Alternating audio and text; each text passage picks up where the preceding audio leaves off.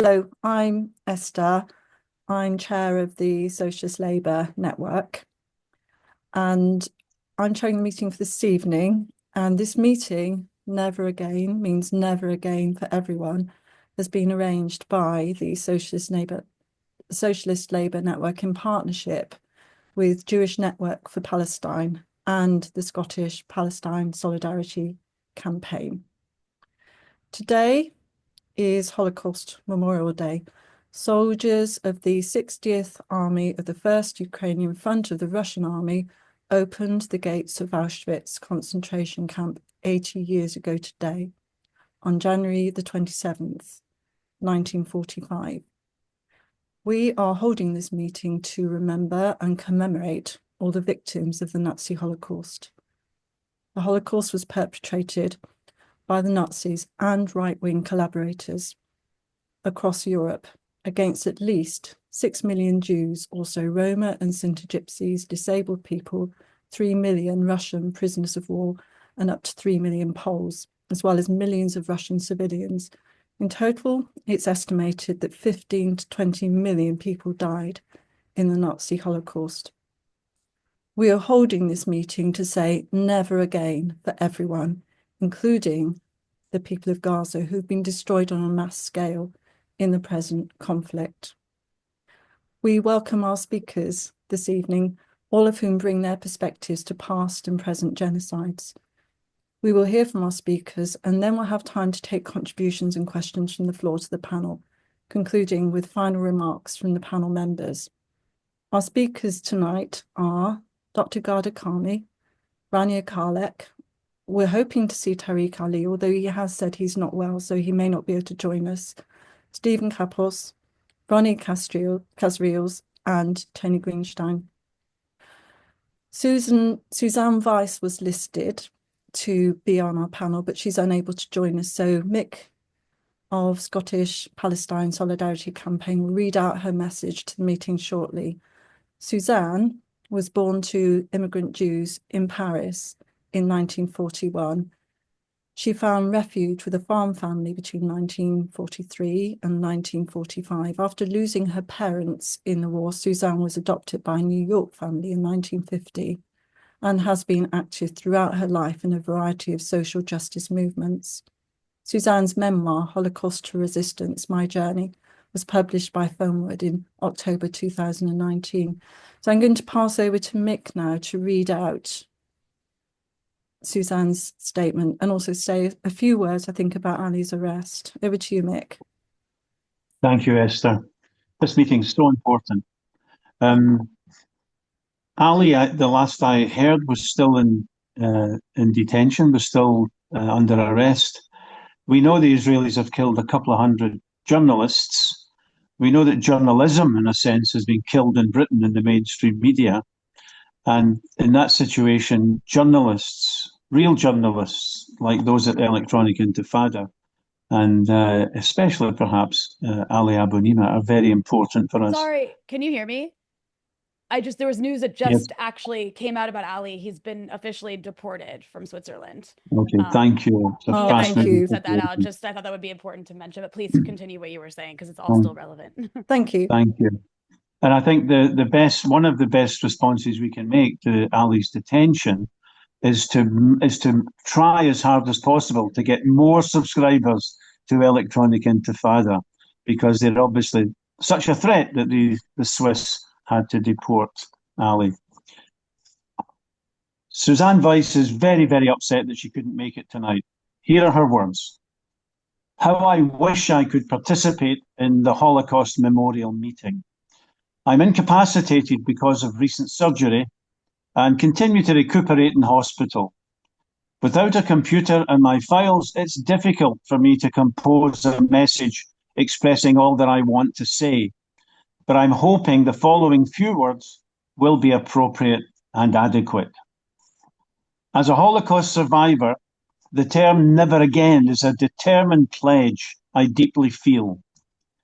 I believe that the tenacious Palestinian struggle has given a more universal, broader, and profound meaning to those words. During the Second World War, millions of people understood fascism and Nazism as racist ideologies. Today, Zionism is waging a genocide of vengeance with the complete eradication of the Palestine people in mind and their struggle against Israeli apartheid. It's generally understood by the world's supporters of Palestinian freedom that Zionist fascism is not only racist through and through, but also that it is inspired by settler colonialism, the goal of which is seizing the land, natural resources, and acquiring some cheap labour at any cost, at the cost of the survival of future generations. In their fight to regain their homeland, Palestinians have taught the world the meaning of resistance. The US and Israel never imagined the strength, the will, and the determination of the Palestinians in this struggle against subjugation and oppression. The Palestinians have won Gaza against all odds. Their resolve and courage has shown us the way. It has become evident that the US and Israeli-led devastation of Gaza is part of a larger and wider battle with the goal of disenfranchising the people of the Middle East and robbing them of their land, resources, and independence. The US-Israel alternative is annihilation, and never again thus takes on new meaning for us. It has become clear that the Palestinian carnage at the hands of Israel and the US has never been in defense of the Jewish people. Israel abuses the horror of Hitler's Holocaust to say that Jewish people needed their own country to escape anti-Semitism. Zionism is not Judaism, but Israel has led a world witch hunt directed against the Palestinians to confuse the two. If you criticize Israel's policy of extermination, you're labeled as an anti-Semite. Tony, you get a mention. Our Tony Greenstein and Asa Winstanley of Electronic Intifada are among the many challenging and combating this attempt to silence the Palestinian voice and presence. We must defend them and all who are under attack. I am proud that in demonstrations throughout the world, Jewish people are seen in large contingents living up to our heartfelt never again. We raise our voices in support of the Palestinian people and for the rights of all humanity. The resistance initiated on October the 7th, 2023 by the Palestinians is indeed a struggle for all humanity. We in the diaspora must and will continue to support the Palestinians, the Lebanese, and all the peoples of the Middle East in every way possible. The BDS movement is a powerful tool to seriously challenge and isolate the manufacturers and distributors of the war machine. With BDS, we represent our united power with heartfelt conviction in organising people in action for a brand new world. Never again for anyone. From Suzanne Weiss. Thank you very much, Mick. Thank you for that really rousing message from Suzanne. I want to hand over to Tony now because Tony is going to show us a short video, which I think is Suzanne speaking at a meeting last year. Is that right, comrade? Yes, I'm trying to. Yes, we can see that. We can see your screen. We can see your emails. Yeah, that wasn't quite what I wanted to show you. Let me just. Do you want us to come back to you a little later? Can I just have one more attempt? Yeah, go on then. So this is a meeting that Ghada spoke at last year, isn't it? That is, yes. Sorry, not Ghada, Suzanne. That's right, yes. Yeah. You can hear Suzanne, but it's a sharing. I can't work You out. can't share your screen. We could see your screen a few minutes ago, but we saw Oh a lot yeah, of here it is. emails. Yeah. Okay, good. You need to put the volume up. I can't. This is the Oh. maximum it will go. We can't hear Suzanne. We stop playing it again. We'll see. No, Okay. we can't hear her. No, we can't hear anything. Maybe you'd like to look at that, Tony, and if you can sort it out, we can look at it later in the meeting. Yeah. All right. You Okay. can't hear that at all. No, we can't hear anything. Oh right. Sorry. No, All I right. can't do So that. I'm going to move on then to invite Ghada to speak. So Dr. Ghada Karmi is a British Palestinian doctor who was expelled by the Zionist militias in 1948 from her home in Jerusalem. We're really delighted to have you here this evening, Ghada. Over to you. Thank you. I'm glad to have made it because I'm afraid I have fallen prey to the flu epidemic, which is ravaging London. But I am well enough to join this really important meeting.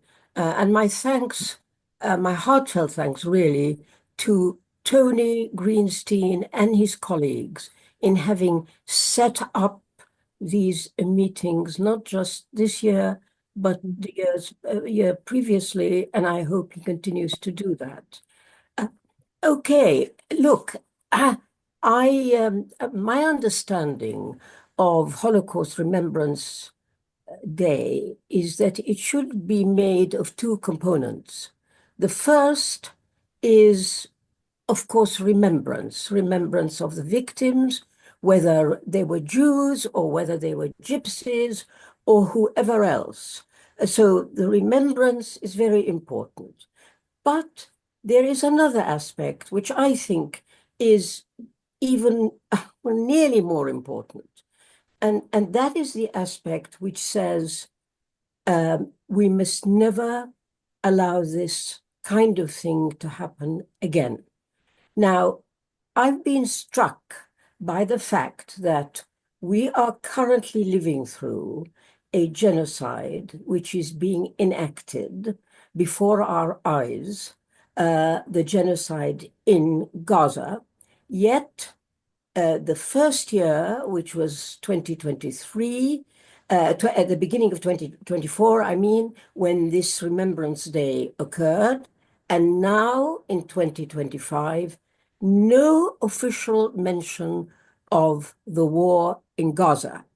Now, I know that there are, if you look up, and you will see that there are mentions of other genocides. They're mentioned as Serbia, let's say, or Rwanda, but not a word about Palestine, not a word about Gaza. And yet we are living at a time when the International Court of Justice is at the moment considering the allegation of a plausible genocide taking place in Gaza, and yet, despite that, it doesn't make any difference. You see, this goes back a very long way. It is not a matter of what's happening now or last year or any of that. It goes back a very long way. In reality, the Palestinians should have had no role to play in a European story. This is the story of the Holocaust, the German Nazi movement, and what it did in Europe is a European story. The victims are European, the perpetrators are European. They have nothing to do with the Middle East and certainly nothing to do with the Palestinians. However, the Palestinians were forced into the narrative. They were forced into the narrative in order to fit the idea of the necessity of setting up the state of Israel and maintaining it ever since.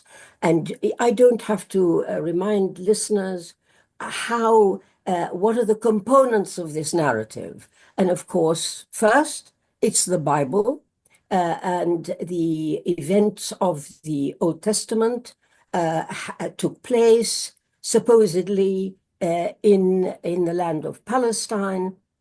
And so the idea that the ancient Israelites are the ancestors, the direct ancestors of these Jews from Poland and Lithuania, took hold. So you've got the Bible, and of course, there's anti-Semitism.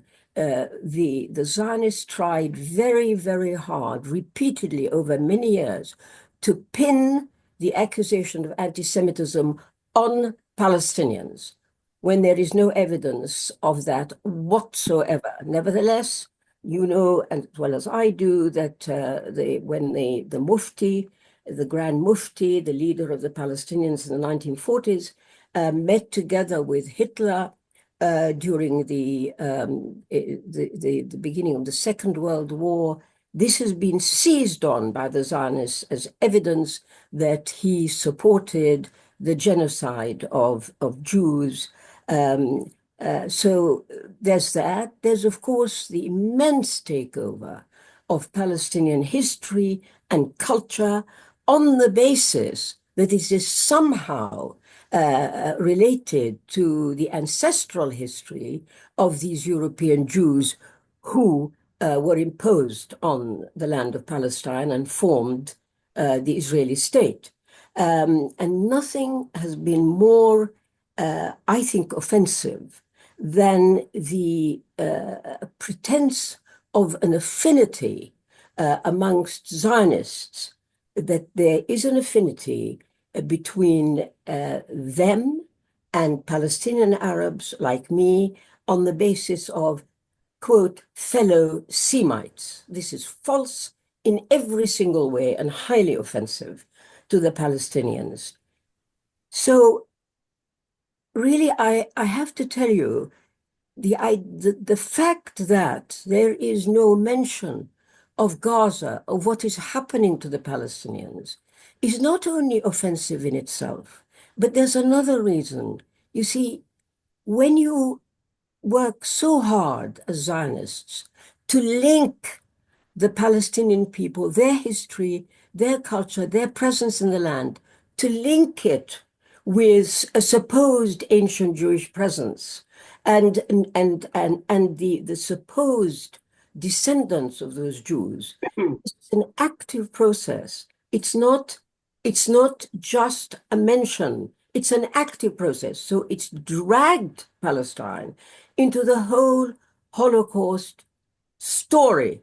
And as a result of which, Gaza and what's happening in Gaza and what's happening to the Palestinians should be one of the most important and prominent aspects of Holocaust Remembrance Day. And I finally just want to say that so long as that is not the case, so long as the Palestinians are omitted from the list of genocides, and as you know, there is lip service to genocidal events in many places, while at the same time asserting the primacy of Jews and what happened to Jews, as long as there is no mention of the victims of these Jews, the victims, the Palestinian victims, for me, Holocaust Remembrance Day, it detracts from its importance and its meaning. And that is very sad.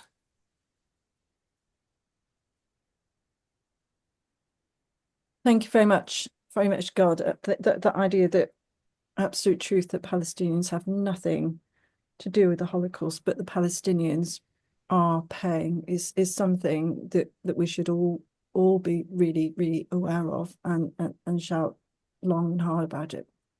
So I'm just going to check with Tony now whether he thinks we've got the Suzanne clip? No, I'm Ready going to to go? leave it. No, I'm all gonna right leave then. it. So in that case, I'm going to invite Rania Khalek to speak next. Rania is a Middle East-based journalist. Not sure where you are at the moment, Rania, for Breakthrough News. Over to you, Rania, and welcome to our meeting. Thank you so much for having me. And I'm speaking to you from Lebanon, where we just had the end of the 60-day ceasefire supposedly yesterday. And I'm sure many of you saw the very powerful images of Lebanese people returning to their villages in the south, chasing out the Israelis, despite, you know, Israel shooting and killing up to 22 people. It was still a day of warmth and a feeling of some kind of victory, because people have sacrificed and lost a lot, but they have not been kicked off their land. And we saw some images of from Gaza today that were also equally heartwarming to see people and Palestinians going back to their, you know, homes in northern Gaza, or what's left of them, just being able to go back when Israel had wanted to, you know, eradicate their presence forever and failed. So we should also commemorate that. But, you know, we are, you know, I also want to say it's an honor to be speaking alongside such an all-star cast of people. And it's always a pleasure to participate in anything that Tony Greenstein puts together. So thank you for inviting me. And obviously we're here to speak on Holocaust Remembrance Day. And it's strange, isn't it, that on a day that's supposed to be about remembering the Holocaust, we're having a conversation about a genocide everybody's ignoring and using this Holocaust to justify another one. But I'm glad that we have a space where we can talk about that. And so I'm just going to kind of go through some of my thoughts and some of my notes based on just kind of like what comes to mind for someone like me, you know, on Holocaust Remembrance Day. And yes, we're supposed to remember the horrors of the past, but also it's really important that we do what we're doing, which is to confront this brutal reality of the present. You know, never again wasn't meant to be this empty slogan wielded by the powerful to justify new atrocities. It was meant to be this commitment to preventing the repetition of genocide, and to go further, apartheid and ethnic cleansing, no matter the victims, no matter the perpetrators. Yet today, the lessons of the Holocaust have been distorted, have been manipulated, weaponized to fuel the very crimes they were meant to prevent. I don't think I'm telling you anything new when I say that. And so, you know, some of the things that sit with me when I think of all these things as a person who's Lebanese, who's been raised in the West, but also American, who's always also felt Palestine to be a part of who I am, regardless of, you know, whatever borders a bunch of Europeans chose to draw to carve up the spoils of the Levant.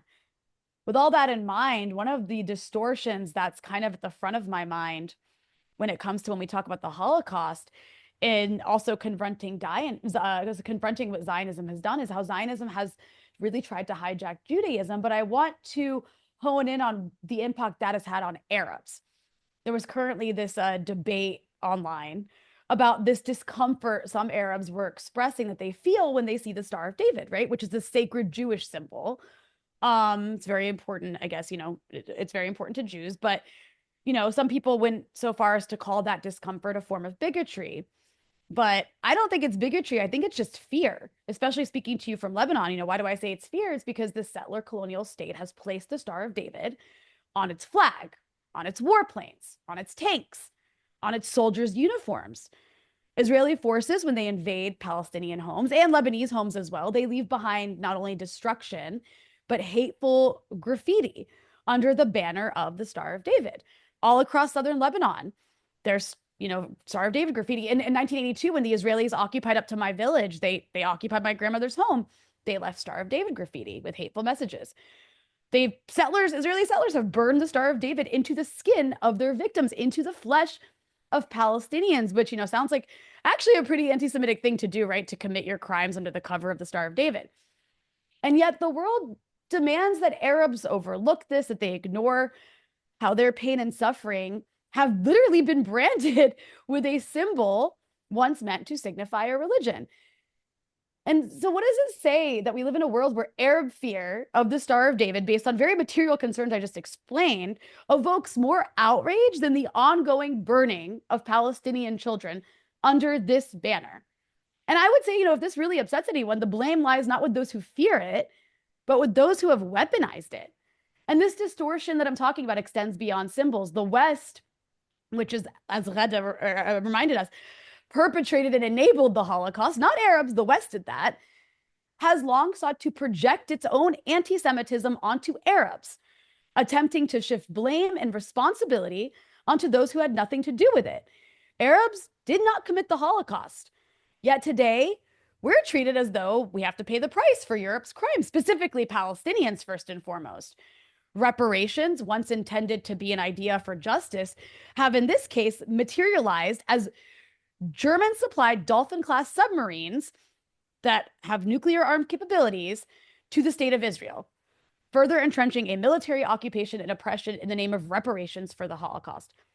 And then there's the issue, another issue that comes to mind when I think of this day, is the issue of Arab Jews, right? This is a community that Zionism claims to represent, yet has systematically erased. The project of Zionism uprooted Arab Jews from their homes, their cultures, and their identities, and replaced their rich, millennia-old heritage with a European settler identity that sought to erase their deep connections to the Arab world. Instead, putting on them, projecting onto them, European Jewish history. They were absorbed into a colonial framework that has demanded they abandon their language, their traditions, and their sense of belonging. And it's particularly grotesque that the crime of the Holocaust has been invoked my entire life to justify further crimes in the Middle East. I mean, what greater insult to the victims of this horrific European crime than to see Jewish suffering used as a shield for ethnic cleansing, apartheid, and genocide?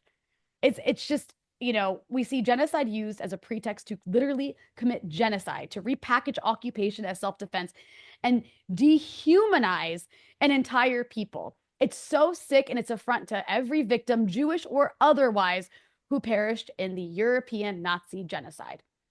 And speaking of history, let's also not forget what's often erased from the narrative, which is the Zionist collaboration with the Nazis. And to that, I just want to pull out Tony's book, which is one of my favorite books, Zionism During the Holocaust. I seriously, a friend of mine, a very close friend of mine here in Lebanon, has passed this book out to people because it's such important documentation of something that's never talked about, ever talked about, is the way that Zionist leaders engaged in deals with the Nazi regime. They prioritized their nationalist goals over the lives of millions of European Jews. And these uncomfortable truths are never reckoned with because, you know, they challenge the simplistic narratives of good versus evil that are used to justify Zionism today in the Middle East. And then we also have to look deeper when we talk about Holocaust remembrance into the roots of the Holocaust itself. The Nazi regime didn't invent genocide from thin air. They actually borrowed it. The inspiration for the Holocaust came from colonial practices that the US and European empires had long perfected. The racial laws of Nazi Germany were directly influenced by American segregation and eugenics policies. And Germans aren't even taught in their own country about their own country's genocide in a place like Namibia, where they slaughtered thousands of people in a precursor to the Holocaust. Why? Because recognizing these connections would expose the global history of colonialism and imperialism, forces that ultimately turned inward and fueled fascism's rise as a weapon against communism. But beyond these historical portrayals, something else that comes to mind when I think of Holocaust remembrance is that we have to understand the strategic function of Zionism in today's world, right? Imperialism is literally using Jews as human shields for empire. And Zionism is not separate from imperialism. I know everybody loves to have this debate about whether it's the Israel lobby running things or the Americans running things, but the US is not separate from Israel. Israel's interests are US interests. The West threw everything it could muster at the people of Gaza.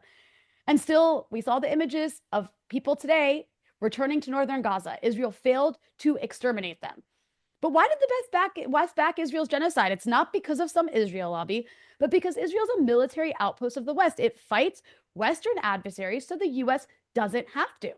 And by adversaries, I mean any group or country that doesn't follow American dictates, that seeks to forge a path independent of empire's interests, countries like Iran, movements like Hezbollah, which is why the West embarked on this multi-billion-dollar effort. They literally threw billions, tens of billions of dollars at Israel to get rid of Hamas in Gaza. Israel literally killed Nasrallah. It took out its senior leadership. It did weaken Hamas, though of course they didn't eradicate it. It weakened Iran. It broke the resistance axis without a single American soldier dying. That's the purpose of a country like Israel. It's a tool of U.S. empire. It doesn't mean it came out victorious, but it's important to note that.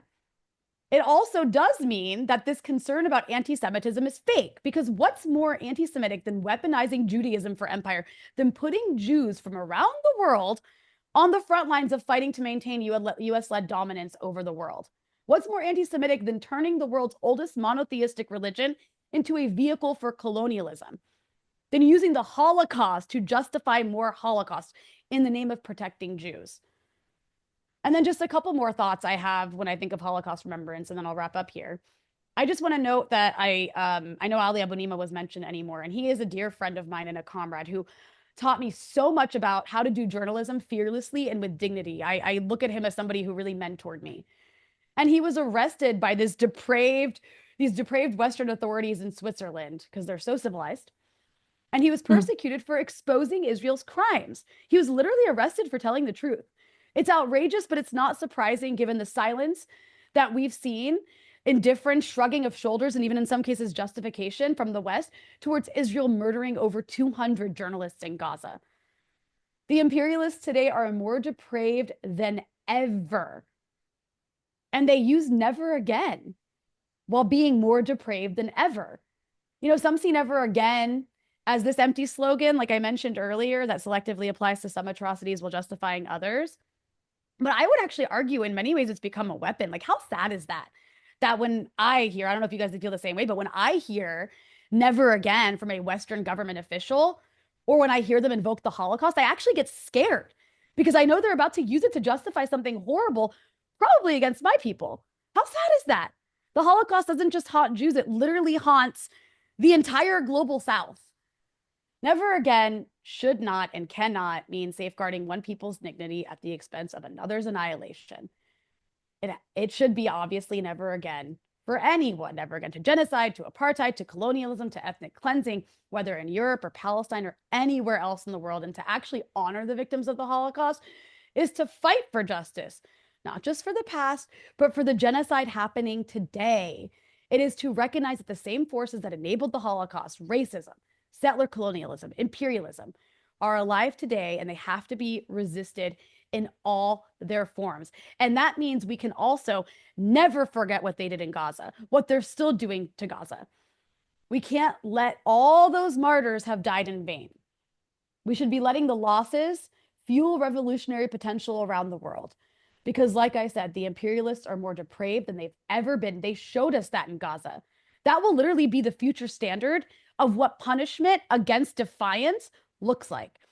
They have this division of humanity that's never been more stark. They treat the global South like actual garbage. So dismantling imperialism, dismantling its division of humanity, and also that comes with dismantling Zionism, is a requirement for the future sustainability of this planet and of humans in general. And that, of course, includes the liberation of Palestine. But Gaza is not going to be the end in terms of the horrors that we've seen. So I think in many ways, this is an opportunity for genuine never again. Otherwise, they'll turn the whole world into Gaza, like anything to snuff out defiance against their rotten system. And I guess, you know, that's where my mind goes when I think of Holocaust remembrance. I appreciate you all listening to that. Thank you.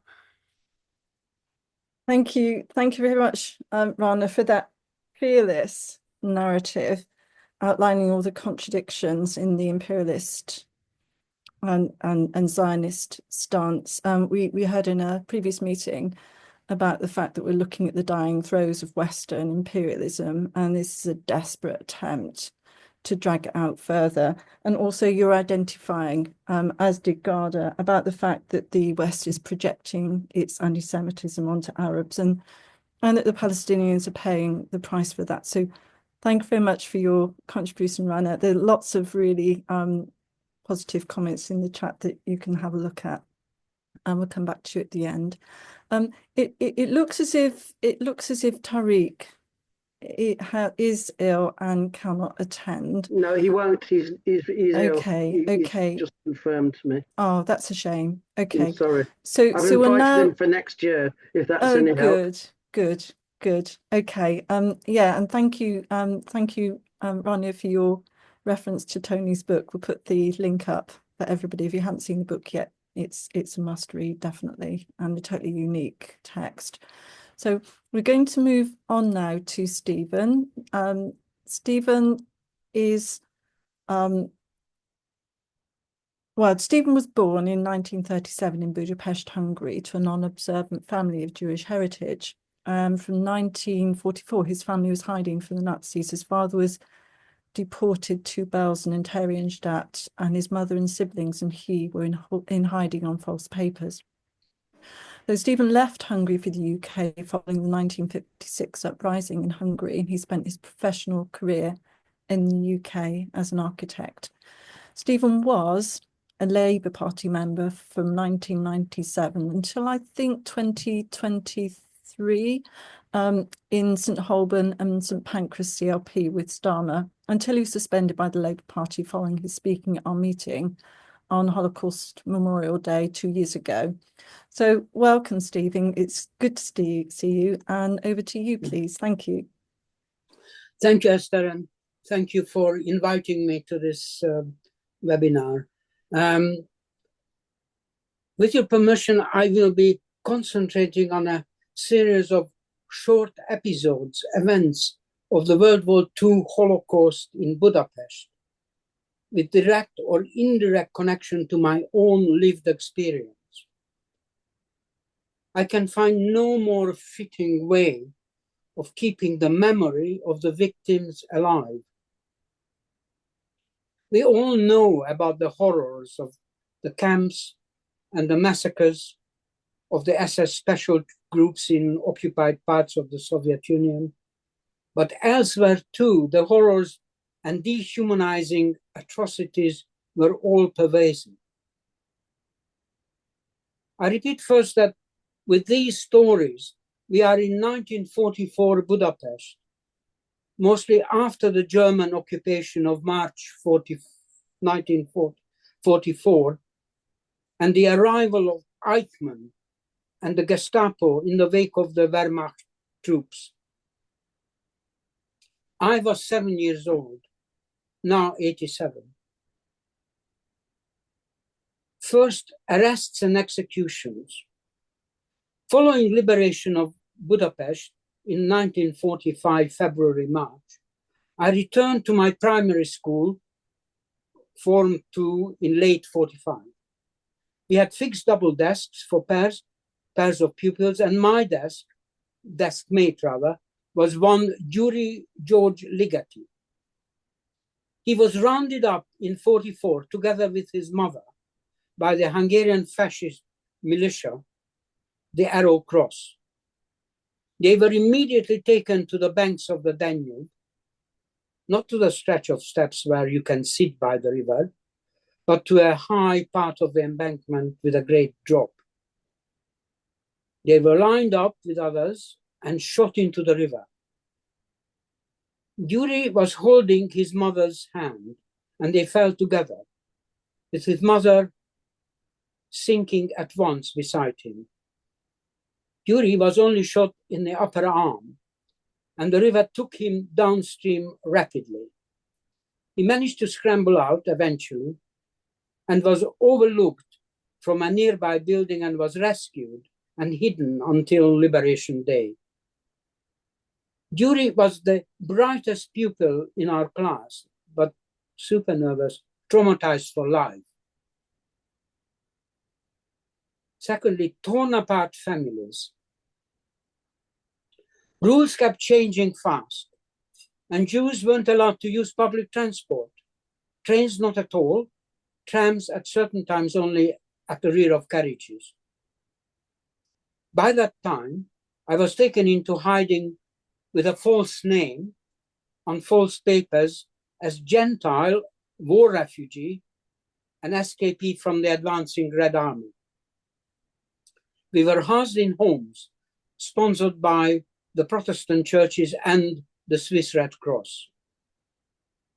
Housed in the same home was an older boy of about 11, 12 years of age. How did he get there? He was traveling on a crowded tram with his parents at the back of the first carriage. Being curious, he moved forward to stand behind the driver and watch him operating the levers. There was no separate driver's enclosure or compartment, only a separating bar. Suddenly, the Arrow Cross got on and was raiding at the next stop, hunting for Jews to arrest. His parents fell into the trap, but he himself was well separated from them and oblivious to the raid. The parents had an instantaneous decision to make, to call to him and get him arrested too, or keep him safe. They didn't call to him. They were taken off the tram and were deported to Auschwitz. They never said goodbye to each other or seen each other again. The trauma and pain of the parents' decision and of the child discovering his abandonment is not easily imagined. Life and death decisions based on mere rumors was another evil. My father and two uncles were involved with the infamous Kastner project. Rudolf Kastner, a prominent Zionist leader from Transylvania, negotiated a deal with Eichmann and Himmler himself to save about 1,600 middle-class, mostly Transylvanian Jews, in return for money and goods in kind, including trucks to be used on the Eastern Front. The saved Jews were to be transported to Belsen in transit and to be freed from there in Switzerland. I wonder, how could my father trust a deal with the SS and go to Belsen as part of a deal? The answer must lie in the alternative. The alternative was to be called up into the Jewish work brigades attached to the Hungarian army under intensely anti-Semitic officers and used as mine clearers on the Eastern Front. But the decision trusting your enemy must have been agonizing, potentially being torn from the family for good. He did get stuck in Belsen and later transferred to Theresienstadt, but survived. The pain of paralysis when a loved one is threatened. My aunt Erzsi was returning her young niece, Ilonka, after a stay with her to her home in the south of Hungary. At the railway station, as Ilonka was about to board the train, she was stopped by the Arrow Cross and was arrested as an identified Jew. My aunt Erzsi was witnessing this, but couldn't intervene without also bringing arrest on her own head. I still remember my aunt's screaming breakdown on her return to home due to this trauma and sense of guilt over her inability to help. Hard to imagine the pain of the situation. Ilonka was deported to Auschwitz, but put to work there and returned. And then there was a double jeopardy of the disabled. My large Transylvanian extended farming family became seriously endangered when Hitler gifted their part of the region from Romania back to Hungary. They came under the rule of collaborationist Admiral Horthy and later of the Arrow Cross. Some of the Romanian workers were aware of their plight and offered to take them by horse and cart through secret passages to the Romanian border and into relative safety. But an elderly uncle was too fragile for such a bumpy journey, they felt, and turned down the offer. As a result, 7 adults, 6 children were taken to Auschwitz, and only 1 teenager returned. And finally, the indifference of the public, the averting of the eyes. When my father was transported to Belgium in hot, stuffy, closed wagons, soon they were desperate for water. At several stops, still within Hungary, a trade developed by the locals standing by the platforms, a gold wedding ring for a glass of water. A small illustration of the general lack of empathy, the averting of the eyes that made the Holocaust possible.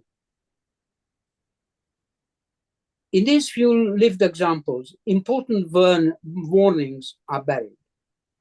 Every one of them rhymes with essentially similar examples of sufferings by the heroic peoples of Gaza and Palestine.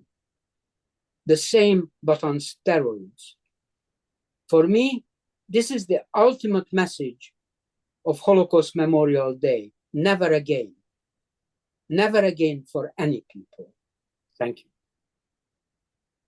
Thank you. Thank you very much, Stephen. There have been various comments in the chat saying how much they appreciate your first-hand perspective. Thank you very much for telling some of your stories. So now we are going to move on to Ronnie. Ronnie, can you put your video on, please? And certainly, I'll introduce you. So we've got Ronnie with us again. Ronnie is a former South African government minister and was a leading member of the African National Congress during the apartheid era. It's great to see you, Ronnie. Over to you. Well, thanks very much, Esther. I've been listening with intense interest to these outstanding contributions and extremely moving. And I'm honored to be with comrades here tonight. And I note that you have a huge following of participants, which is extremely important. I happened during the day to watch the events of the commemoration in Poland, the 80th anniversary. And I also was looking in at Al Jazeera, at what's happening in Gaza. And obviously, it's like we've all been seeing and experiencing through these years, and especially, and not only Ghada, my dear friend, the last 15, 16 months, the people of Gaza beginning to move back to see the rubble of their homes. And there was no connect. And the high and mighty were at Auschwitz, shedding tears. There were poignant presentations from some of the survivors. We know they would never invite somebody like Comrade Stephen Kapos. But you wouldn't have thought that Palestine existed as an example of ongoing genocide, as has been remarked on tonight. And then, lo and behold, the executive chief of the event there in Poland, with all those smarmy-wammy Polish officials pretending to be so concerned about Jewish people, by the way, one of the most right-wing governments in Europe, as we know. And I think the man's name is Ronald Lerner, clearly now with his American accent from Hungary, I think in background. And he let rip about October the 7th, he was ranting. Stephen, anti-Semitism was all about, as Ghada referred, October 7th and the Palestinians. And although there had been, dear friends and comrades, some references to the fact that it was not only the 6 million Jews, and that's a huge, huge number, but the whole range of victims, from homosexuals and Roma, as we've heard earlier, to the 3 million Russian Soviet prisoners of war, in fact, and nothing about the 27 million Soviet people who died. But out of his mouth, there was simply that this Holocaust, this genocide, this awful genocide of the Hitler regime and fascism was simply about the Jews. And this is why it's extremely important that we have this statement, that it's about everybody. And I've seen some of the comments thus far.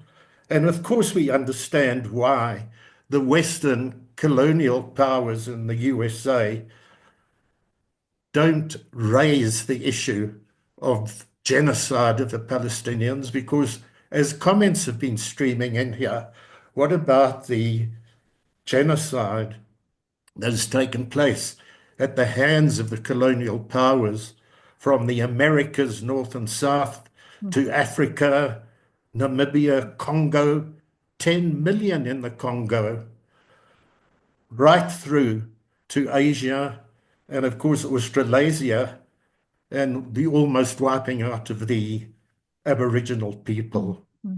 And this is why there's such complicity afoot. But it's more than that, because we know it's geopolitical and certainly geo-economic interests that matter to the West. So that's a fact, and a series of facts that we need to get across in our education, in the awareness that we must create throughout the world, global North and global South. Yes, I'm here in Johannesburg. We fought for our freedom against a Nazi fascist loving regime.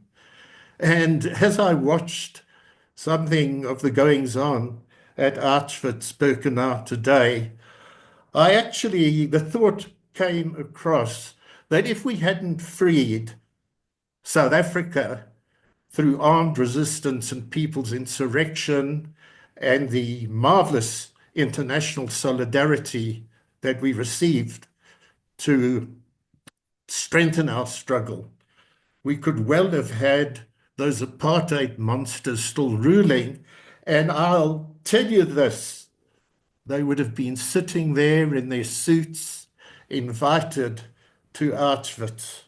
And the thought that came to mind was that these once Nazi lovers of the apartheid regime, a justice minister who became Prime Minister, J.B. Vorster, who in 1942, when they were not yet in power, he stated that what we are aiming for is a Christian national state. And he made the point that what we stand for is an ally of National Socialism in Germany. It's called fascism in Italy, and it's called National Socialism in Germany, and we call it Christian nationalism. The master race, Herrenvolk supremacy. And the point is that the same John Vorster, as a Prime Minister of South Africa, was invited to the Zionist settler colonial state, which South Africa was as well, apartheid state, as a guest of honor in 1976. And he signed the book and laid a wreath at the Holocaust Memorial Museum or Center in nearby Jerusalem. These were and had become allies in the struggle against the people of South Africa and the people of Palestine, while the ANC and the Palestinian people were united. And the alliance of apartheid South Africa and apartheid Israel was no coincidence, because what they had in common is the master race ideology. The Afrikaners claimed that they came to a land that was empty of black people and they had to bring civilization. They said they were chosen by God Almighty because they had a covenant with him to defeat their enemies. And when you see the parallel with Zionism, what people need to understand, and of course comrades have been making the point, is that Zionism is an absolute racist doctrine that within it, because of that, as with Afrikaner nationalism, is bound to move as the process develops towards fascism in response to the resistance that there will always be against injustice and dispossession. And this is why we see what is happening in Israel today. Of course, Labour Party, as Ghada well knows, tried to hide exactly what the Zionist objective was, but it was there from the start, and it's come out starkly now. So let me finish on this following point about the tasks which must be before us, comrades, friends, colleagues. The Palestinian people have never faced a threat as severe to their existence as they face today. Even greater, I would say, than 1948 and what followed. The Western imperialists want the gas fields of the Eastern Mediterranean. They want to ensure at a time when they were in decline that they can control the world, and through Palestine, through Lebanon, through what was called the Levant, they will control what lies further to the east. And we know that they see in Russia and China and Iran and the global south the greatest challenge to their waning influence.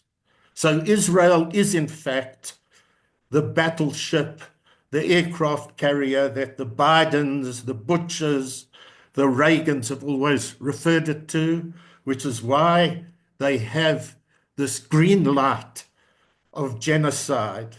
And when we hear Trump now speaking about the beautiful real estate that is Gaza, with its wonderful weather and beautiful sea view, we realize and we note that he's chiming in with what Zionism is all about, of taking all of the land and creating greater Israel, which is why the neighbors, including Lebanon, Syria, and the others, are all in danger. So it's the challenge to us now to intensify our international solidarity as never before, as we received in South Africa, as the Vietnamese received. We have to bring it to greater heights. That must be the marching order, Tony and others, of meetings, discourses, conscious awareness, education such as this. The mobilization that has already shaken the West and Israel in the streets, the protests, including by Jews, particularly in the USA. But what will happen when all of these Israeli captives have been returned at the end of stage 1 of what's supposed to be a stage 3 ceasefire. That is in the balance, and we can see exactly what they're aiming for. So the intensification has got to be along the lines of boycott, divestment, and sanctions. But what I wish to underline here tonight is the need for us to mobilize and organize the greatest possible pressure against the governments of the West that support Israel, that give it the green light, that provide the complicity. We have to enforce the imposing of sanctions, and we've got to end that complicity. And I want to end on the following point of mobilization, which is being germinated by the BDS movement. And certainly I'm very glad to see, of course, Comrade Roshan Dadu, our convener of BDS in South Africa here, she's with us tonight. The organization of what is being called a global energy embargo, which is key, and it's got to bring in the harbors of the world. It's got to bring in the organization of the dock workers and the trade union as never before to absolutely block the boats taking cargo to the Zionist settler colonial apartheid state as it poises to get to its final solution of the Palestinian issue. And we're talking about stopping fuel, oil, coal, energy that keeps Israel's economy functioning, but keeps its air force in the sky to bomb the hell out of Gaza and Palestine and Lebanon and Syria and possibly Iran and create further havoc. So I would say tonight, with all the passion at my age, Stephen Kapos, that I can command, we have to intensify the mobilization of the masses. And that goes, Comrade Ghada, it goes with the reinforcement of intifada, of insurrection, as happened in South Africa, when we had the international community providing that kind of solidarity to isolate the apartheid regime. Our people were inspired to greater heights. It was their struggle, their resistance that overcame apartheid. And this is what I feel should be the message emanating out from our meeting tonight and from meetings all over the world. Thank you, Esther, and everybody.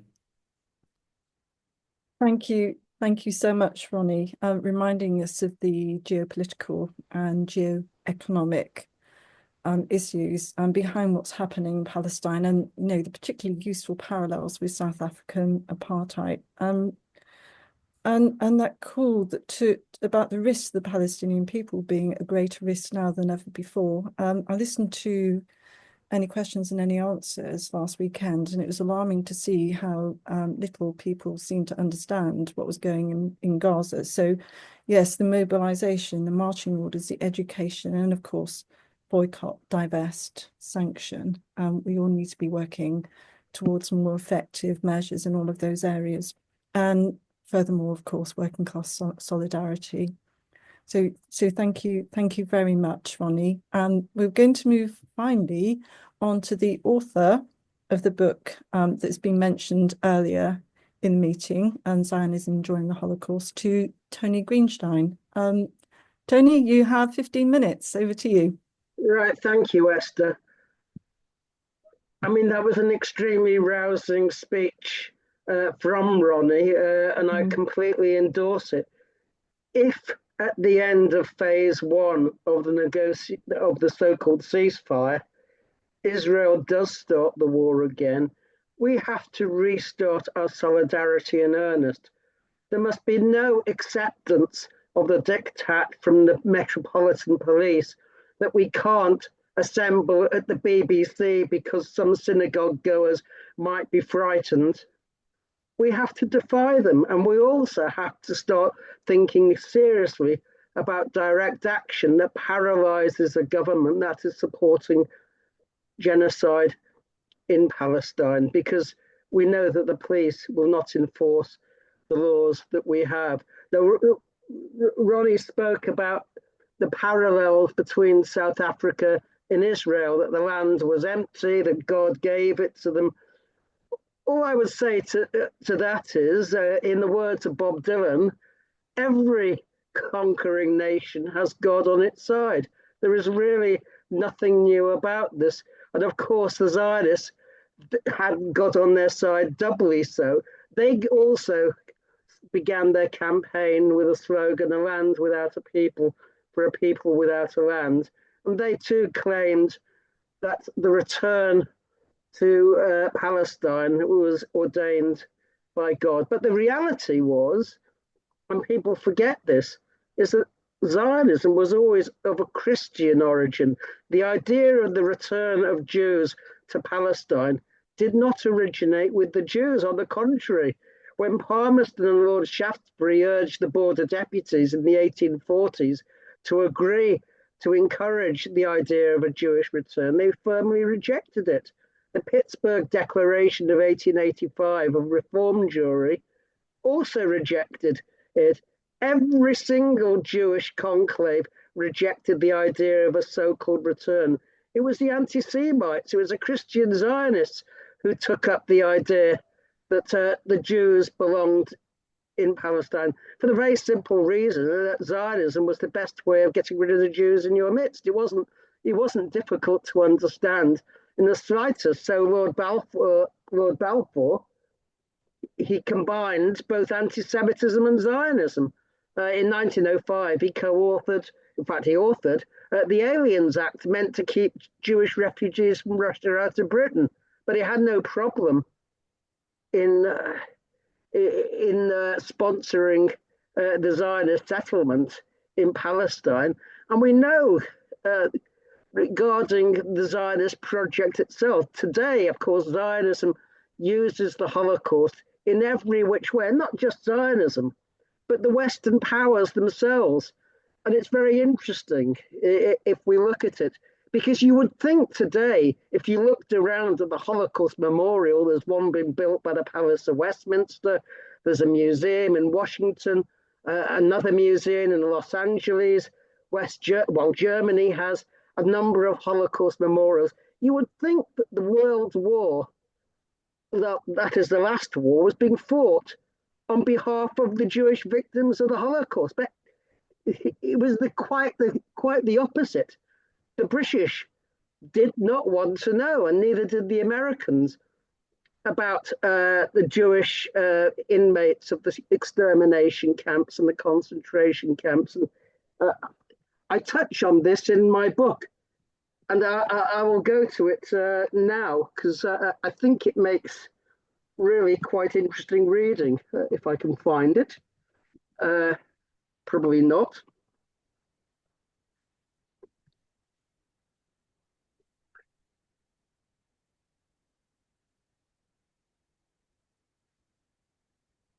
Yeah, I mean, it was Anthony Eden. He was the foreign secretary during the war, and later the prime minister during the Suez crisis in 1956. And Eden was concerned that if Britain offered to take in Jewish refugees, then, and I quote, Hitler might well take us up on such an offer. The Cabinet Committee on Jewish Refugees, which was actually renamed to exclude the word Jewish, included Clement Attlee, and it sent a memorandum to the US State Department, and this was on the 20th of January 1943, warning that there is a possibility that the Germans or their satellites may change over from the policy of extermination to one of extrusion, an aim, as they did before the war, at embarrassing other countries by flooding them with alien immigrants. And similarly, a letter sent by the Ministry of Economic Affairs to the US ambassador in London explained how in respect of a proposal to send funds to Geneva, that the Foreign Office are concerned with the difficulties of disposing of any considerable number of Jews should they be rescued from enemy-occupied territory.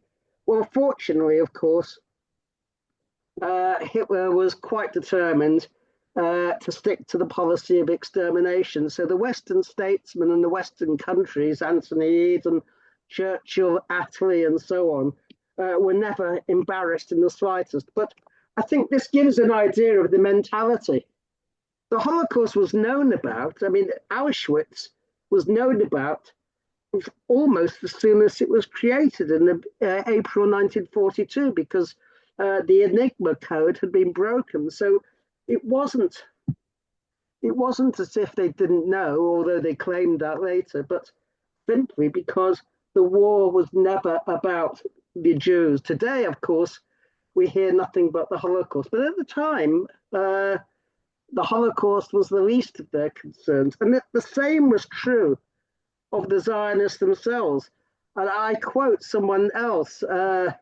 This was Chaim Weizmann. He was president of the Zionist organization for most of its existence before the creation of the Israeli state, and then the first president of the Israeli state. And in the fall of 1937, in an issue of a magazine called New Judea, he wrote, "Palestine is no solution for the Jewish problem of Europe. Palestine cannot absorb the Jews of Europe. We want only the best of Jewish youth to come to us. We want only the educated to enter Palestine for the purpose of increasing its culture. The other Jews will have to stay where they are and face whatever fate awaits them. These millions of Jews are dust on the wheels of history, and they may have to be blown away. We don't want them pouring into Palestine. We don't want Tel Aviv to become another low-grade ghetto." So this was the attitude of the leading Zionists to what was happening.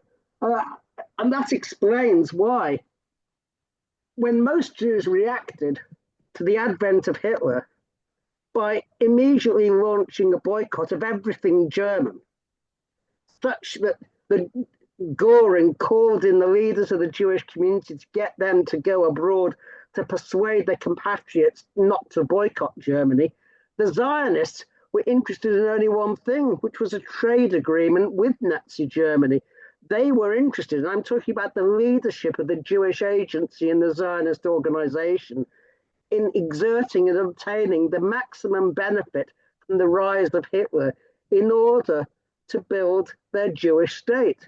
And that's something, of course, which we don't hear about today. We don't hear about, for instance, how the Zionists deliberately obstructed any attempt to rescue Jews if it wasn't to Palestine. So, for example, the leader of the Zionists in America, Rabbi Stephen Weiss, when told of a proposal to send refugees to Alaska, which was not subject to immigration control because they wanted more colonists there, opposed it because he said it was too cold for people, presumably unlike the ovens of Auschwitz, which, of course, as we know, were very well heated. But this was typical of the attitude. There were numerous other proposals in terms of settlement, and all of them the Zionists opposed. And I heard today, as I think all of you have, about the arrest of my friend and comrade Ali Abu Nima by what I would call the Swiss Gestapo. No doubt the excuse and the pretext was anti-Semitism, because shutting down free speech in Europe is now essential in order to combat anti-Semitism.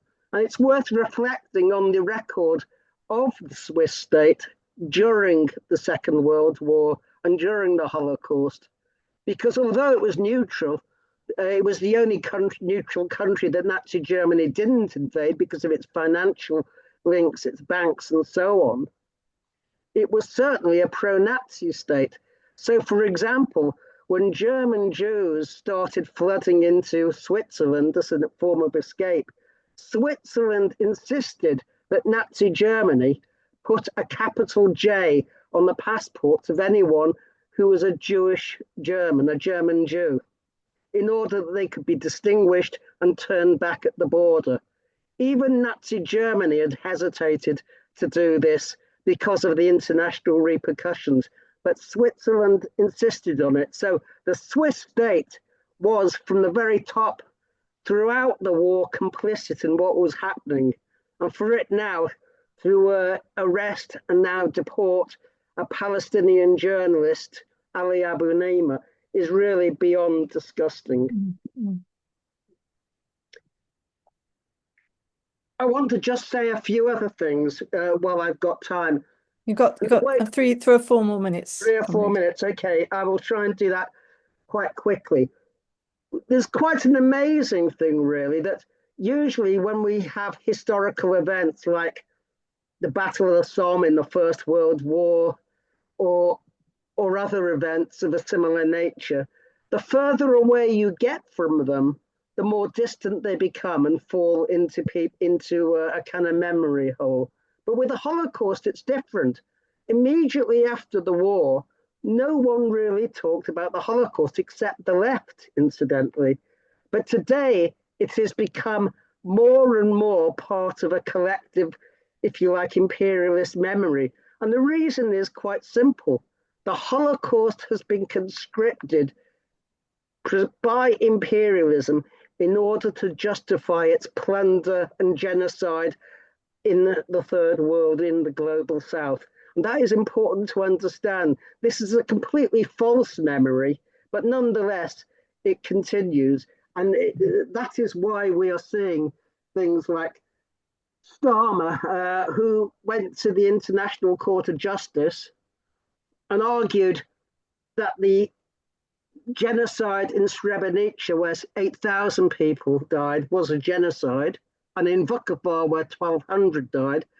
But apparently, according to David Lammy, his foreign secretary, the thousands who have died in Gaza, and it may well be 200,000 to 300,000, not the 50,000 who've been identified, that doesn't count as a genocide. So really, literally, we are being ruled not simply by war criminals, but by the equivalent of the Holocaust deniers who they lambast when it comes to the Nazi Holocaust. There is no difference between those who deny genocide in Gaza and those who deny the Holocaust. And anyone who is consistent should be arguing that. I have been asked to wind up. I really just want to say a very few things. In fact, I have covered most of it. So I think one of the most remarkable things is, I mean, we've seen Donald Trump, who is a clear anti-Semite, welcoming and supporting Israel in whatever it does, including proposing ethnic cleansing, which I believe actually the Biden administration supported, but it didn't do so openly. The Zionist project, which we're seeing playing out today, and incidentally, I don't accept that Israel is now stronger than ever. I think it is facing immense problems of its own. So it will be interesting to see whether they actually do resume the war in Gaza after the first phase. But we can see, I think, quite clearly that imperialism's project in the Middle East depends also on the collaboration of the Arab regimes. Without that, there would have been no genocide. If the Arab regimes, the Saudis, the Gulf Sheikhdoms, and so on, had said there is no more oil until Israel stops its bombardment, I have no doubt that very few people would have died in Gaza. And it's because of that we have to call out the absolute collaboration of the Quisling regime in Ramallah, the so-called Palestinian Authority. I mean, I'm involved with people in Jenin, where Israel is now waging war on it. But the Israeli attack on Jenin was prefigured by the Palestinian Authority's own attack on it. So we can see quite clearly that the Palestinian Authority is, if you like, a military subcontractor to Israel, just as Israel is a military subcontractor to the United States. So all of this is bound up together. But more importantly than anything, we have to reject the narrative that the Holocaust that occurred between 1941 and 1945, or 1939 and 45, if you include the disabled and the handicapped, that is any justification for the Holocaust that is taking place and has been taking place in Gaza over the last 15 months. Well, thank you very much. I mean, all the speakers have been brilliant, and this has been an excellent meeting. Thank you, Esther. Thank you, Tony. And just a reminder to, if you're in London, to support Tony this Friday outside the Old Bailey at 9:30, where he's being prosecuted as a terrorist supporting Palestinians resisting genocide. So be there at 9:30 outside the Old Bailey on Friday, if you can. So now I'm going to invite contributions and questions from the floor, which I'll put to the panel. Please raise your electronic hand if you have a contribution or question. And thank you to those of you who've posted questions in the Q&A. The first person I should like to call is Sabi Sergal, who contacted us before the meeting. Sabi is the author of a book on genocide published in 2013, Final Solutions, Human Nature, Capitalism and Genocide. No doubt be picking up many of the themes we've discussed this evening. It contains a chapter on the Holocaust, and Sabi is also completing a book on the Jewish question, which contains a section on Israel's genocide of the Palestinians. Sabi also recently contributed to a podcast on genocide as applied to Gaza Today, and is co-chair of the Camden branch of the Palestine Solidarity Campaign. So over to you now. Let me see if I can find you. Sabi, if you can turn your video on. Start video. Unmute. There you are. Over to you, Sabi. Oh, yes, thank you, Chair, for inviting me to speak. And thanks to all the panelists for some really excellent and highly illuminating contributions. I'll try and keep my remarks as short as possible. Just to say, by way of background, the term genocide was coined by the jurist Raphael Lemkin in his book in the United States, published in the United States in 1944. And he defined the term genocide as the destruction of a nation or of an ethnic group.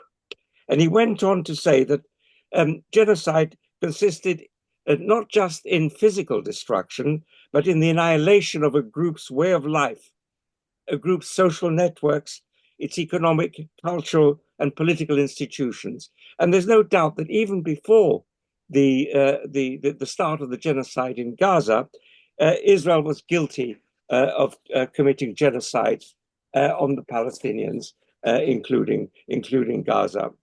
Now, just looking at the Holocaust, and thank you for referring to my chapter, the Holocaust engendered feelings of extreme anxiety, extreme rage in large numbers of Jewish people.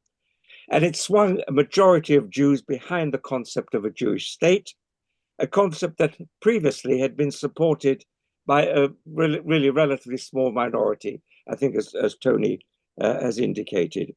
And it was felt after the war that only such a state could protect Jews from another similar genocide. I want to move on quickly now to the work of a Marxist psychoanalyst, Erich Fromm.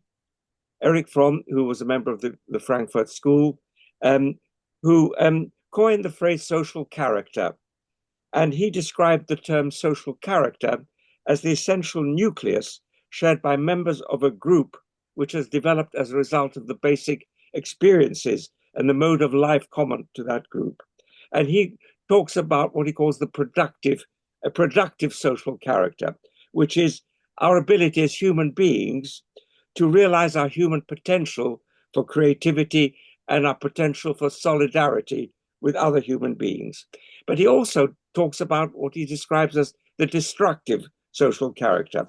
The destructive social character is that the need to force other human beings to endure pain or humiliation without their being able to defend themselves. There's little doubt that Israeli society has developed a destructive social character. It's a psychological feature that has been necessary in order to achieve Zionism's goal of a Jewish state in Palestine, a state without the indigenous population, a state which has expelled or ethnically cleansed or murdered the majority of the original indigenous population. And I just want to talk a bit more about the kind of the psychological mechanisms involved in this destructive social character that is so predominant in Israeli society. First of all, identification with the oppressor. This is a mechanism that has been used by Zionism to deal with the fear and anger aroused by modern anti-Semitism, aroused by the Holocaust. And it was a phrase coined by Anna Freud, daughter of the great Zygmunt, of course.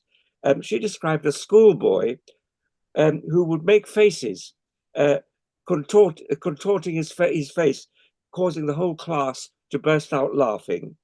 But the boy wasn't making fun of the master, as the master believed. The boy was copying the master, who was a very severe schoolmaster and was a very punitive schoolmaster. And this boy could only cope with his own anxiety by copying the master. And this is called identification with the oppressor. And clearly the history of systematic oppression of the Palestinians by Zionism carries tragic echoes of Jewish suffering in the Holocaust. But this is characteristic of Zionism, of Israeli society, that it you've got to be careful what you say these days. But there's identification with the oppressor, identification with the anti-Semites, and that is what drives that what the Zionist state has perpetrated against the Palestinian people for the last 75 years. Interesting. Jacqueline Rose wrote a book called The Question of Zion, published in 2005, and she describes an Israeli soldier ordering a Palestinian old man to stand behind a donkey and kiss the donkey's behind. And she quotes, she goes on to quote Grossman, the novelist's novel Sea Under, in which a 9-year-old boy, Momik, discovers photos of a Nazi soldier forcing an old Jewish man to ride another man like a horse. So it's this humiliation that was heaped on the Jews by the Nazis in the Holocaust that is replicated in Israeli society in their treatment of the Palestinian people. And Ilan Pappé, in his landmark book, The Ethnic Cleansing of Palestine, describes Golda Meir. She was, Prime Minister of Israel. She witnessed the ethnic cleansing of Haifa in 1948. And she found it hard to suppress a feeling of horror. And I quote Ilan Pappé here, when she entered homes where cooked food still stood on the table, children had left toys and books on the floor, and life appeared to have frozen in an instant. Now, Golda Meir came to Palestine from the United States, where her family had fled in the wake of the pogroms in Eastern Europe, in Russia.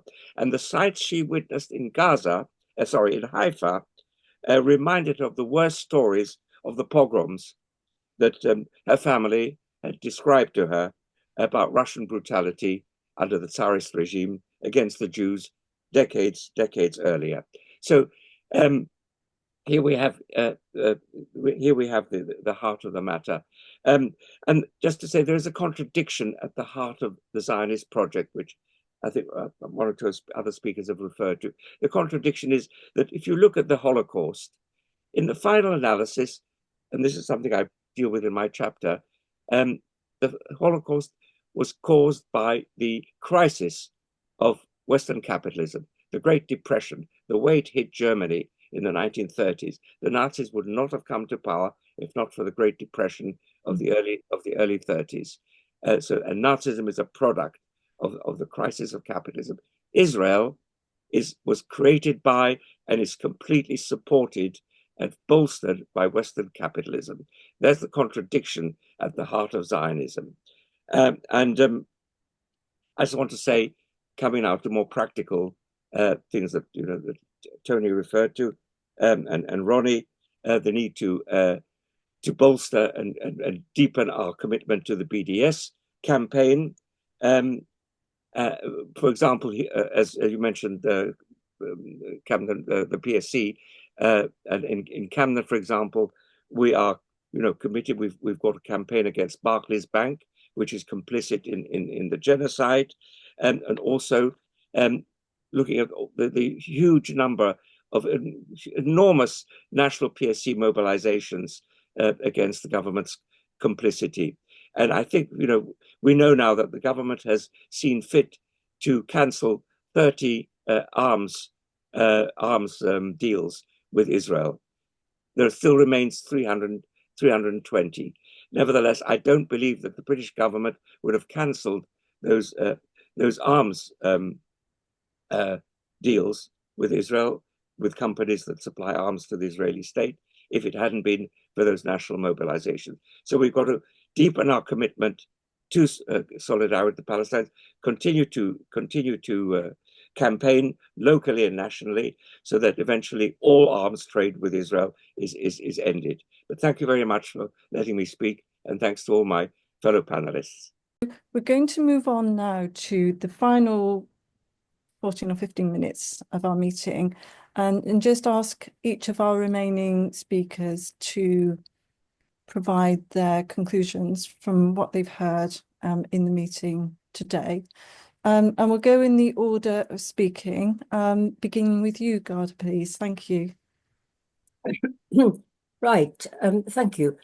First of all, a big thank you to my fellow panelists who have been extremely informative. I've learned a lot, and I'm very glad that we find ourselves on the same platform speaking about this topic. Now, I want to, in a way, I suppose, sum up by giving you a Palestinian view of this whole issue.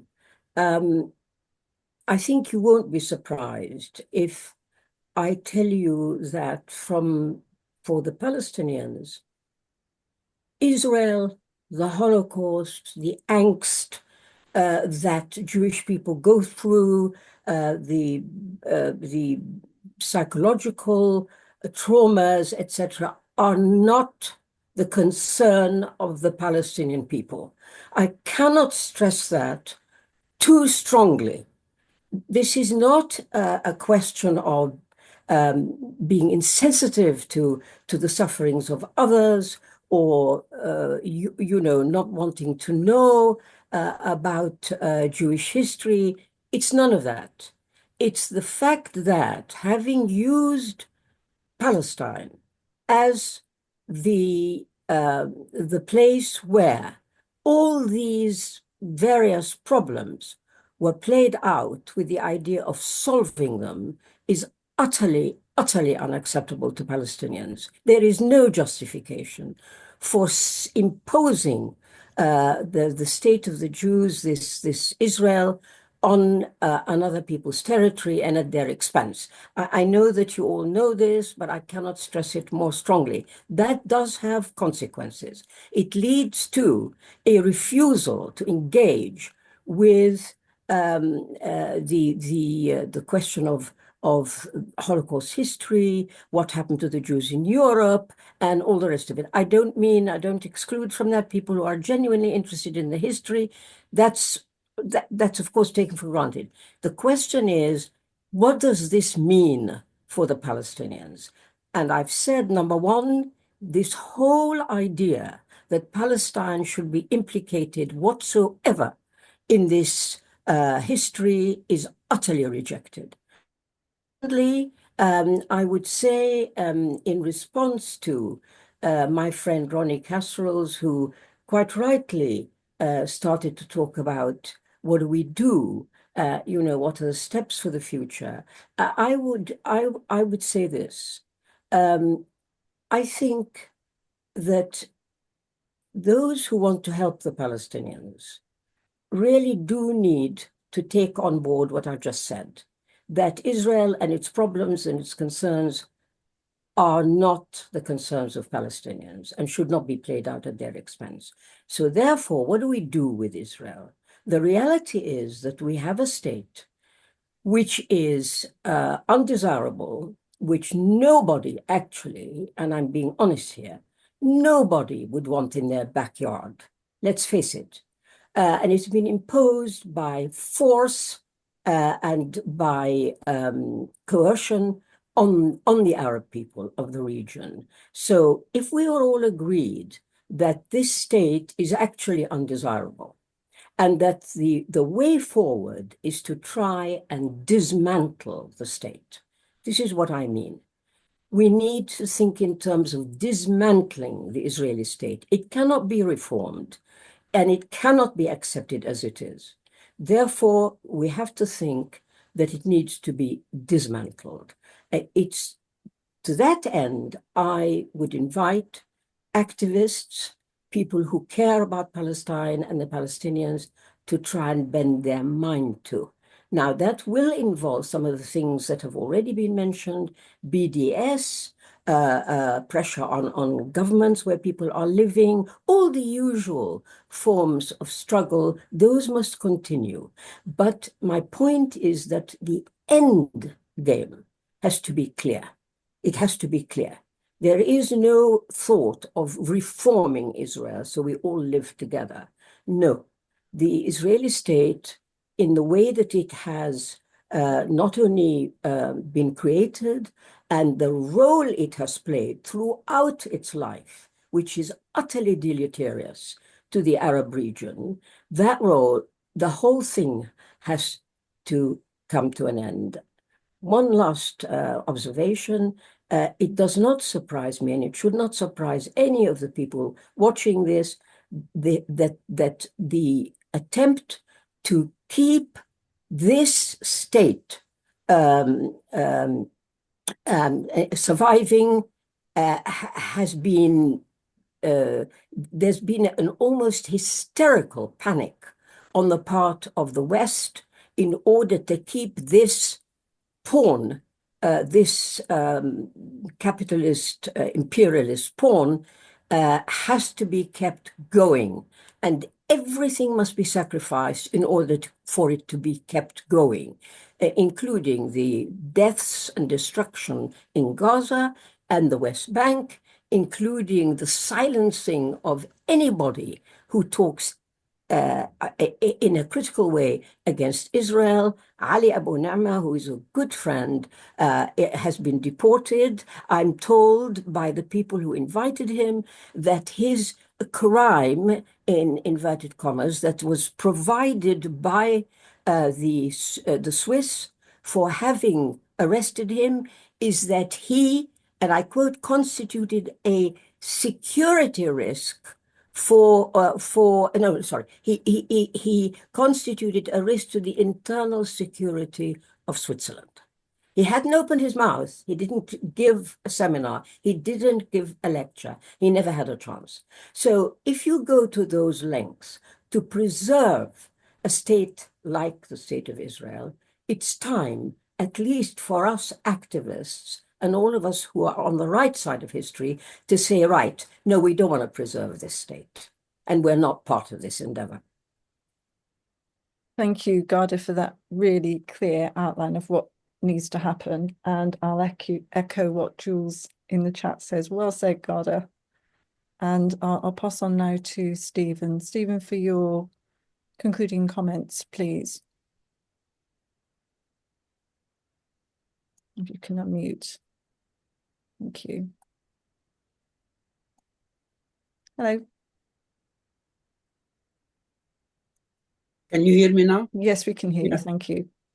Well, I really agree with what Ghada just said now about the ultimate aim.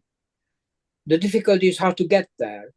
And I think last Saturday we had seen a sea change in the government's attitude, I think as expressed through nods and license, sort of some kind of background licensing given to the Metropolitan Police to become much more brutal and decisive against the usual protest marches, that we are going to have to up the resistance, because I think it appears that the attack on us is being increased to a great extent. And so probably we have to respond by even greater mobilization, so that it's dramatically showing an increase in the numbers on the street. And we have to run greater risks in resisting, and more civil disobedience along the lines of long time ago CND was doing. Even Bertrand Russell agreed that civil disobedience is appropriate at certain times. I think we have to think about seriously upping our reaction. Thank you, Stephen, for that challenge. We'll move on now to Ronnie. Of course, we'll have experience of this. Yeah, well, I agree Ronnie, with the need to absolutely intensify the struggle. What we can do internationally is mobilize against the Israeli state in every way, and that's through BDS, and to put inordinate pressure, maximum pressure on those governments that are supporting and keeping Israel alive. I agree with Ghada's approach about the objectives, which really is what I think she's referring to. For many of us, there's no question of keeping Israel alive. It doesn't deserve to exist. It's an artificial state. In fact, it's a colonial settler regime. And that means that there's a liberation struggle to overthrow colonialism and create a Palestinian country. It's for the Palestinians in the struggle together, one would hope, with the progressive Jews, no matter how small they might be, and we know that they're quite a number, and they're absolutely courageous, to sort out the type of society that they will build, and that's going to be a very, very tough one to deal with. But you've got to keep your eye on the correct approach. It would have been crazy for the South African people to have accepted a divided state at the end game, a state of Bantustans and the white apartheid state, or a white state of some kind. And that's what the white system wanted, the apartheid system, and the business community. The liberation movement stood firm. We refused that point blank. And we must get behind the Palestinian people. The last point I'd like to make in a minute is that as bleak as things look, I think we know and understand that a struggle is extremely difficult depending on who you're struggling against and the power and strength that the oppressor has, the kind of support that Israel has. But the Palestinian people have a just struggle, and they are gaining the support of the world. But we've seen the extent to which the Palestinian people are absolutely so outstanding and committed to the freeing of their land. And although things might look grim now, struggles that go through their ups and their downs, their advances and their reverses. And we've seen such an incredible courage over all these years, and particularly now, the Palestinian people will find a way of organizing themselves in an even superior way to where they've come through now. They need greatest possible unity in their ranks and leadership, and I'm absolutely sure they will achieve that. For those of us who are living in the rest of the world, all we can do, the most we can do, is give our fullest support along the lines we've discussed. Thank you. Thank you so much for joining us and for your positive comments, Ronnie. Thank you. And finally, we're moving over to Comrade Tony. Okay, thank you, Esther. There are a number of comments I want to reply to from the people who contributed, and then I want to just take up what Ghada said. Firstly, to Abraham Weizfeld, there is no Jewish people any more than there is a Christian people or a Muslim people. I have nothing in common with the Argentinian Jew who speaks Spanish, or the French Jew who speaks French, or the Iraqi Jew who speaks Arab, apart from the fact that I'm of the same religion, the same religious descent. This idea that there was a Jewish nation was a Zionist idea, and it was on that basis that the Zionists could claim some form of self-determination. So yes, I am a Marxist, and it's because I'm a Marxist I reject this complete subjectivist empiricist nonsense. As regards Hitler not being as bad a racist as Churchill, I think you should disabuse yourself of it. Read Mein Kampf. Just have a look at the Nuremberg laws. They didn't just relegate Jews to second-class status. They relegated the Roma, who were also victims of the Holocaust. There was the disabled, who were also pilloried because of their infirmities. Black people, the so-called Rhineland bastards, were also in his sights. It's absolutely untrue. The fact that he made pacts with the Japanese and others is absolutely irrelevant. Actually, for South Africa's apartheid masters, the Japanese were Henri White. I think Ronnie will confirm. Yeah. Because racism has no scientific basis, of course you can find exceptions, but that doesn't change the overall thrust and direction of racism. I just wanted to take up briefly something Rana said, which I forgot to mention previously. She said, well, Palestinians react to the Star of David because they see that on every tank and every missile and every Israeli soldier. And she's absolutely correct. The Star of David, which was actually a minor Jewish symbol, the main symbol was the candelabra and not the Star of David. But the Star of David has been purloined, stolen by the Zionists to legitimize their state. It's blazoned on their flag. It's no surprise whatsoever that Palestinians will react to it. And any Jewish person who has any sensitivity will not display it for that reason. It's like the swastika was originally a peace symbol, but we now associate it with the Nazis. So people tend not to display it for that reason. And also, I mean, Palestinians will cry Yahud, Jew. It's not surprising because Israeli soldiers come to them as Jews. And I have considerable experience of this. But if I can just concentrate on what Ghada said, because I think it is interesting. Israel is a wholly illegitimate state because it's a Jewish supremacist state. It's a settler colonial state. It cannot be any other. A Jewish state in the land that belonged to the Palestinians can only mean a Jewish supremacist state. It's not a Jewish cultural state. It defines itself on the basis of ethnicity. Therefore, it must be an apartheid state. And it seems to me absolutely clear that the Palestinian solidarity movement has to completely abandon once and for all the notion of two states, the idea that a Jewish state and a Palestinian state can live in harmony together.